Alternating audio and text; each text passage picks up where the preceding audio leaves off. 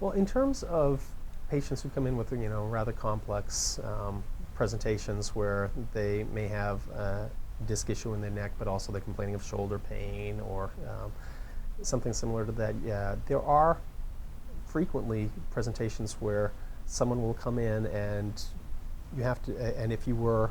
not being cognizant, you could just say, oh, well, it's going to be your disc in your neck that's causing your shoulder pain, because if you repetitively see something 99% of the time during the day, that's oftentimes what you would kind of knee-jerk respond, oh, that's what the issue is. I've tried to keep myself from doing that. My prior training to this had been in internal medicine, and I think as a result, because that was such a broad field, I tend to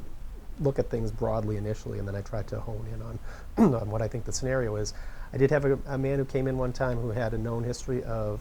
disc herniation, and his physician called me up and saying, his disc is acting up again, can we just book him in for an injection? And I hadn't seen him in a while, and I wanted to make him come in, even though his symptoms did seem identical. Well, he came in, and he had shingles, and they were running down his leg right on the pattern of his sciatic nerve. But if we'd actually given him the injection right off the bat, we probably would have made his shingles worse.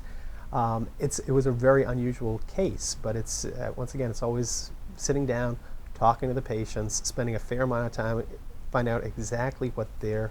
problem is, what is bothering them in terms of where the pain is and what activities will tend to exacerbate it, and then doing a good physical on them. Because I think if you get just knee-jerk into, oh, it's a spine center, you're coming in for your spine, you're going to fail, you're going to miss stuff, and you're going to misdiagnose that. So it's like anything in medicine. If you're spending time with the patient, finding out what their symptoms are, taking good history, taking good physical examination,